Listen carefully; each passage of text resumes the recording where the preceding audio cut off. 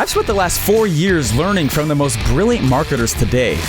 And now I've left my 9-to-5 to take the plunge and build my $1 million business. The real question is, how will I do it without VC funding or debt, completely from scratch? This podcast is here to give you the answer. Join me and follow along as I learn, apply, and share marketing strategies to grow my online business using only today's best internet sales funnels. My name is Steve Larsen, and welcome to Sales Funnel Radio. Awesome. Hey, I want to just teach you guys something real fast here. Now, I remember when I first started building funnels, I was like obsessive over how many share funnels I could get.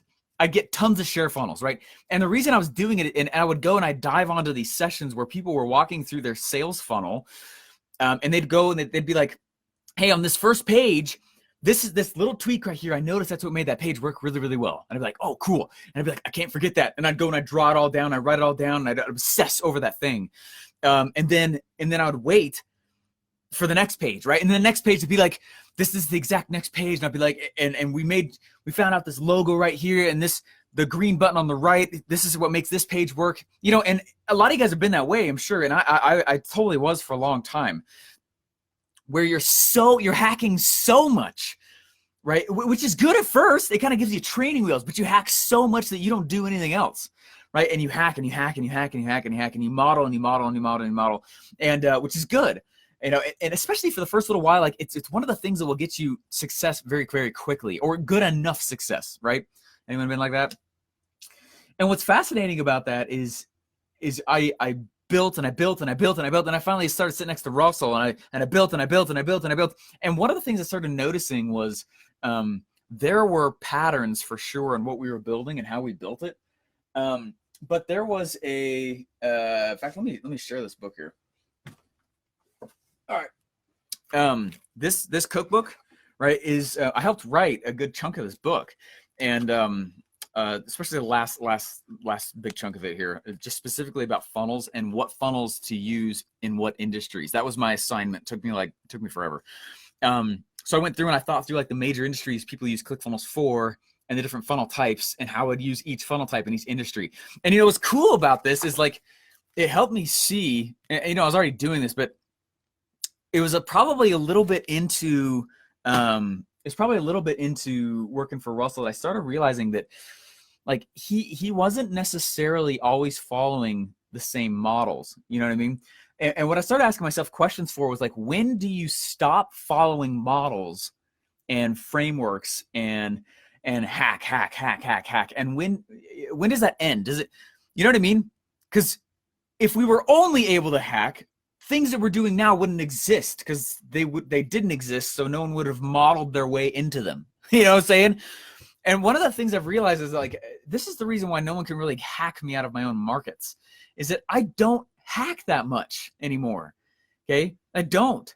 What I started noticing was, as we'd go design a funnel, because you know, we'd be sitting there, and hopefully you guys are okay with me like talking about so many ClickFunnels stories, and I don't want you guys to think I'm living in the past kind of thing, but you know, it's a unique opportunity, obviously, you know. So sitting right there next to him, Russell would have an idea, which kind of meant this. He'd go like this, right? And we knew that meant get up and run. And so we'd get up and we'd run barefoot over to a whiteboard, and he would start having these permissions, basically, these visions. Oh my gosh, what if we did this? You know, and he'd draw, we could do this. Oh my gosh, what if we do this? You know, we'd draw, and we do this and that. And, you know, we'd start coming up with the offers. And it was either usually an offer or a funnel that we'd brainstorm first. And the offer, and a lot of times, you guys have seen this before in the past, right? But a lot of times what would happen is Russell would do things by saying things like, oh my gosh, let's go, you know, for example, what if we were to make a book that walked through the major funnel types? Holy crap, that sounds so good. Yeah, the major funnel types, and it could be like a cookbook, you know, like the recipes. Be like, oh yeah, right? And then Dave would say something, and we'd be like, oh yeah. And I was like, what if you took Legos, and like adult Legos, because that's how I often teach in the 2 Comma Club coaching program. That's when I was still the only coach. And you could like, and so that then he did the Lego thing, right? And then someone would say something like, yeah, you could go like, And we'll give them Russell's pajamas too. Yeah, that sounds awesome. Oh my gosh, that sounds so cool. Right? Yeah. Oh yeah. Then we'll go and we'll do this. Yeah. Then we'll go do that. Right? And we go to these crazy zones, and then we'd come back afterwards and start taking off all of this stuff that was kind of crazy. Right? All right. They're not going to sleep in Russell's pajamas. His wife's not going to make him breakfast. Using his toothbrush. There's going to be people who will probably say yes to that, which is even more creepy. So definitely not. You know what I mean? And we'd back it way, way down. And what was interesting is what I started observing. I'm very, I'm an observant guy. It's one of my unique abilities. And one of the reasons I can do what I do is I was sitting there, not just performing. I was sitting there observing, right? All the stuff. And here's the pattern. You model up to a certain point, both with offers, with funnels, with sales messages, with all the stuff. You follow the yellow brick road, right? You follow the path that's already been paved. Eventually the road stops. Right? And it's the way you behave when there's no more bricks, when the yellow bricks are done. Because it's now your turn as a marketer to take the path a little one step further and build off of what's already been done. Right? So here's what I started realizing is we were no longer just following models. Right? What we were doing was we were sitting back and we were observing models, and we were adhering to models. We were adhering to frameworks and frames and paths and systems that had already been proven out. But then it was a combination of a few things that would cause us to take things into prolific zones. And a lot of it had to do with the way we'd brainstorm. And we'd go brainstorm, we'd go to, like I said, the nuts zone, the crazy zone, right? And then to put that, to make something truly amazing where we could put another brick at the end of the road, another new yellow brick, right? We'd go back and we'd remove all of the nuts crazy stuff and then add another brick at the end, right? We're left with something that's truly prolific. And I started applying the same principles to the way I build funnels, right? My publishing funnels, that's something I kind of made up, right?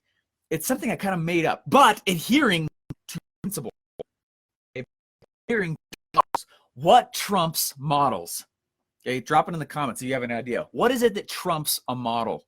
Because there's something specific that trumps models, right? That trumps frameworks. There's something that trumps it. It outdoes it. What is it?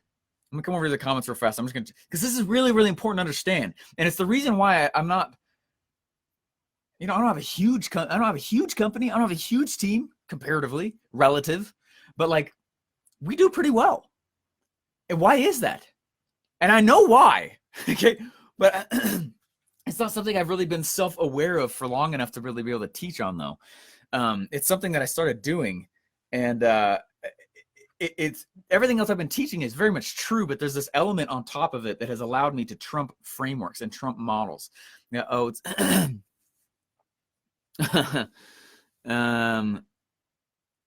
let's see. What's up, Mr. Larsen? Oh, yeah. What's up, guys? We got a lot of you guys on Hack Addict. I love it. Frederick, boom. Love that book. Spent a lot of time geeking on it. It's good stuff, huh, Daniel? Love your podcast. Thank you so much. This will certainly be an episode. I don't think we'll ever get tired of Russell Stevens' stories. So sweet. Sounds good, Dominic. Pajamas, right? Yeah. Extrapolation, me leveraging other frameworks, adapting. Okay, yeah, you guys are all kind of dancing right around it, and I'm not saying it's not true. It's just the way I've been thinking about it. It's principles. Principles trump models.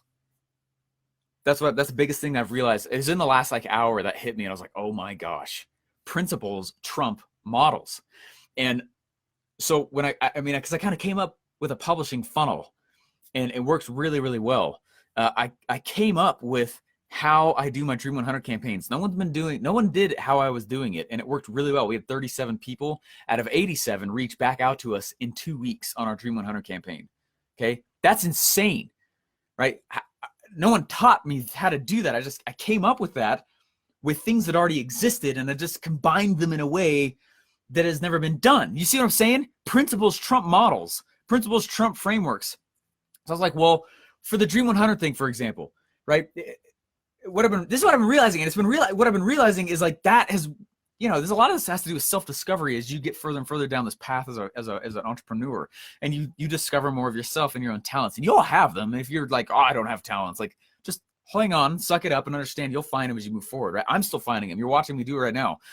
What I'm really good at And this was the thing I realized, like, oh my gosh, like I'm really freakishly good at modeling something that works, that has been proven, right?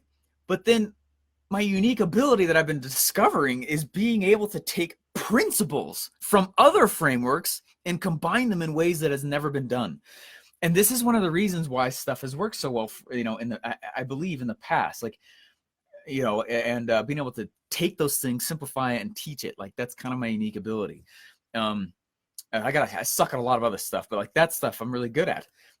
So like for the Dream 100 stuff, right? Like I was like, okay, let's take the webinar script, which I'm realizing, way back in the day, realizing, oh my gosh, that's not actually about webinars. That is like the best sales script that's ever been done ever. I was like, well, in the Dream 100, like I always hate it when someone approaches me and says, just promote my product, right? Someone just said that to me this morning. I'm like, I'm not going to promote your product just because you ask, right? I got my own promotion calendar, which I'm following. And we're pretty much on track. We're probably like 2 or 3 weeks behind right now, but we'll catch up. The offer mine funnels is the next one that's going out probably in the next week or two here, which is, I'm super excited. We decided to add one more campaign in front of it, which is something I made up, okay, adhering to other things that I've noticed, okay. But anyways, with the Dream 100 thing, I was like, let's take the webinar script, let's write a webinar, and instead of selling the product, let's sell me to the influencer. And so I came up with a way to drip out literally a sideways webinar across my Dream 100 campaigns. Guess what? It worked really freaking well. Okay. The publishing funnel, I kind of made that up, right? I took the soap opera series, I made the cool free bait, but I made it, it's not actually part of the value ladder. It's an intro to the value ladder. That's the way I designed it. I kind of made it up. It worked really freaking well. The affiliate market, guys, it feels like I'm tooting my own horn, which makes me feel really awkward. But like, I'm trying to illustrate the principle. The affiliate marketing stuff, I don't. We've almost done 200 grand in affiliate cash in the last like year, just from ClickFunnels. I don't consider myself an affiliate marketer. Why is it working so well? Because I've taken principles from other models, and principles trump models. Okay. And what I've been noticing and seeing is that's why. So my hope in this is not to be like, look how cool I am. Like, that's not what I'm saying at all. The thing that I've realized though, is that principles trump models. And when you're starting out, right, you follow models because you should, right? Like my little girl is, I know she's going to start learning how to ride a bike without those training wheels soon. She's going to start by following the model we all know that works quite well for learning how to ride a bike. Pretty soon we'll be taking off the wheels, and she'll be off on her own, and she'll do things that she wasn't taught, but she'll discover, right? There's certain elements to this thing I've been realizing that can be designed, and there's other elements that must be discovered. Okay, and neither is right. They're both right. It's about timing. And so that's the biggest thing I've been realizing this past little bit. I'm like, crap, right? Model, like learn the model, because the model is what shortcuts you. The model is a decade in a day worth of learning. The model is the thing that keeps you, like that framework that I keep talking about so much, which by the way, someone was like, you talk about all these frameworks, you never teach them. Yeah, I do. That's what OfferMind is, right? It's 2 days of me teaching straight up frameworks. Okay. But what you do is you follow them, and then eventually you get to a point where it stops being so constricting and turns instead to like Legos and Play-Doh, right? And I can go and be like, okay, let me go figure out what it is that causes this success so well in that scenario. What does that make sense? So what I start doing now is I don't look to see, I'm looking at models, but I'm specifically looking at principles, because then I can take the principle and I can apply it in lots of models that I'm already following, right? Because I mean, the thing that I think some people get stuck in this hack loop, right? You should hack, definitely, meaning model what's going on, model all this stuff that's happening out there, definitely, right? But eventually, right, the apprentice starts to turn to a little bit of a master, and suddenly these things turn into even more assets because things become malleable. They're not so constricting. Follow this, because if you follow this, you'll have success. All right, so I'm about to get on the One Funnel Away Challenge about 30 minutes from now. And what I'm teaching there is models. I'm teaching frameworks. I'm teaching concrete things that cause cash. And what'll happen eventually is hopefully is what happens. They learn, and then suddenly they start to practice. And as they practice, they start to see and gain confidence in the thing that they're doing. I can actually do this. Then they get stoked. Oh my gosh, I can actually do it. That's so cool. Right? And they start to gain confidence in the action. And then they're like, well, how does it work for me? That's the biggest question I get asked. I'm like, stop worrying about it. You'll figure that out as you move forward. And as you gain confidence in the thing, you start doing things that you weren't taught, that you're like, oh man, I should just go do it because I think it'd be a good idea because it's a principle that has worked in all these other scenarios. And you're taught things that you start doing things that you're not explicitly taught. Anyways, I feel like I said the same thing like 100 times. But that's the point, is I'm just trying to help you understand, like, that's the biggest piece I've realized. Principles trump models.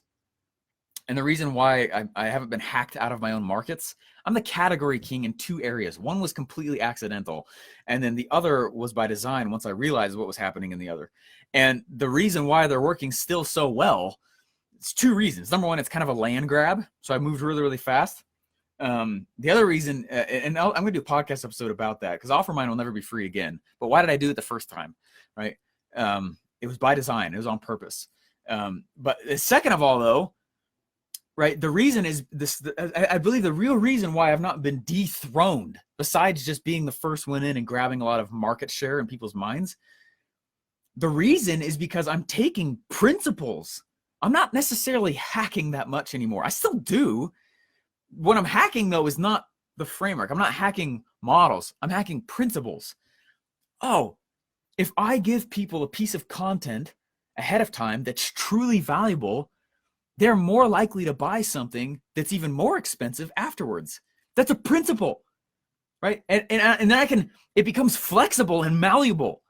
And the thing I'm trying to understand is how malleable this game actually is. So yes, hack, but don't get freaked out if you're like, well, I haven't been taught that. I want to do it, but I haven't been taught it. It's all right. You might be further down the path. I think the biggest thing that can cripple somebody is when they start comparing themselves to entrepreneurs that have already been playing the game for a while. I used to do that with Russell, and it was something I had to overcome when I was sitting next to him. I'd sit there and I'd be like, why can't I do this like he is? That's a stupid, scary road.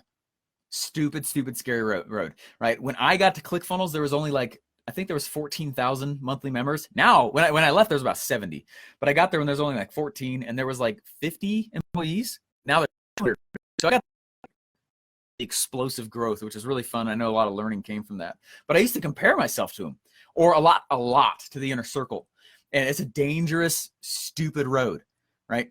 A lot of them, they've already been practicing building systems. A lot of them have already been building marketing. A lot of them, they already have structures in place that let them move more freely. And they can do things without following as many models, right? They've been given leverage. They have leverage. They can do things that a new entrepreneur can't. And that's one of the things I started learning, though, and I had to get over that. And I started, oh my gosh, it's about frameworks, yes, but like, if I just learned, because I started doing things that I was not taught, but that I did learn. Make sense? And it was this whole idea of, and I haven't been able to put words to it except for like till this morning, right? Like that's the reason why. And so when you get good enough, like in your industry, you get good enough, you're going to start taking things from your red ocean that you pieced together from lots of different things. You added in other little glazes from other industries, some other guru that was not teaching explicitly what you teach, but it was still a principle. You took that and you combined it in a way that did not exist previously. And then it looks like this freakishly insane, amazing, oh my gosh, I can't believe he did that kind of thing. And does that make sense? I'm not actually that creative. I'm not. That was one of the false beliefs I had to get over in my life. In fact, I remember this explicit, and I'm telling you this because I used to carry this little black book around with me. And what I realized is that people would say things like, Stephen, what idea do you have? And I'd be like, crap, I don't have any ideas. I don't. And they'd be like, but you're doing all this stuff though, right? And I was in college and I'd be doing stuff on the internet. And I don't, if you guys ever struggled with like having ideas, right? I totally did. And one of the reasons I had to struggle with ideas is because I kept trying to come up with something that was completely fresh, right? That's like very few people on this planet know how to do that. You know, like, does that make sense? What instead, I used to call it product Big Bang Theory, where you have this product idea, poosh, bam, out of nowhere, right? In fact, I wrote an ebook out of it. I never released it. I should probably finish it. It's really good ebook though, because I talked about like product Big Bang Theory versus product evolution, and product Big Bang Theory really is not something that exists, but we will often compare ourselves to those kinds of ideas. I don't have those kinds of ideas, Stephen. Yeah, I didn't either, right? And that's why I'm trying to tell you this. What I did is I learned principles And I learned how to pull things together that already existed. And all I do is I pull them into ways that have never existed previously. The things themselves individually already existed. I just put them in a way that never did before. That's right. It's the principle of the orchestrator. I don't know how to play the trombone. I have no idea how to play the violin. They do. That already existed. And by the way, I didn't even build the stands and this little thing that I use, whatever that thing's called, the conduct. I didn't make that either. I'm just using things that already existed in ways that have never been done in the past. And the reason why I'm able to do it so fluidly now, and this is what I've realized, and that's why I want to teach this, is because principles trump models. Follow the models. They will shortcut you tons of time. But eventually you gain fluidness, you gain confidence, you gain the ability to move freely inside of those frameworks and eventually break out of them and pull things that have never existed before. And if you're like, Stephen, I'm not a creative guy. I'm actually that. I don't think I've ever taught this, and not on purpose. I just didn't realize this. That was one of the hardest things that I struggled with when I first started the game. No creativity, did not know how to create stuff. Very, very, I'm not good at coming up with stuff that's never existed. What I'm good at, like I've said a million times now, is combining stuff that never has. And what allowed me to do that more and more with faster and faster pace recently is because principles trump models. And that's the reason why. So follow the models, then you gain confidence. Then you're like, oh, sweet. That's where honestly, it's where I come up with a lot of my podcast stuff is while I'm acting inside of the models, I'll have this little insight. I'm like, oh crap, that was cool. I should teach that. How can I teach that? What's the story that would teach that principle well? And that's a lot of what comes into. That's why I document my journey. Part of that is just me teaching principles I'm learning as I act in the models. After a while, like the models stop mattering. Not that they stop mattering, but you just get these cool insights, and that makes me look like this creative individual. I didn't start that way. I'm actually not that creative. I don't think so. I hire creative people. You know, like all these cool splash graphics. I didn't make this logo. I don't know how to do that kind of thing. I don't know how to do a lot of stuff. Anyway, principles are fixed. Models are innovations around principles. Totally, 100%, James, right? And then you start learning these other principles, and then it expands the model, right? It opens the model. It makes it more than what you learned initially. What was your biggest breakthrough or aha moment? Probably, Rodney, that I don't need to be a creative genius. That's why I keep saying that. I say it for many reasons. A lot of it has to do with, right, go follow these models, and then eventually principles come along, and you're like, oh, crap, right? Because a lot of times you don't see the principle. You're like, why am I doing this? Right? It's like the Mr. Miyagi thing, right? Danielson was told to just keep painting the fence, right, or sand the floor, or whatever. And he's like, why am I doing this? He's following a model. And he's like, I don't get it. A lot of times we don't learn the principle until we've been doing the model for a while. But a lot of times, does that make sense? And it's hard to learn and really grasp the principle. If I just come out and say, principle, it's hard to really let it sink in, which is why execution of the model for a while is necessary to really learn it. Boom. If you're just starting out, you're probably studying a lot. That's good. You're probably geeking out on all the strategies also, right? That's also good. But the hardest part is figuring out what the market wants to buy and how you should sell it to them, right? That's also what I struggled with for a while until I learned the formula. So I created a special mastermind called an offer mind to get you on track with the right offer and, more importantly, the right sales script to get it off the ground and sell it. Want to come? There's small groups on purpose so I can answer your direct questions in person for 2 straight days. You can hold your spot by going to offermind.com. Again, that's offermind.com.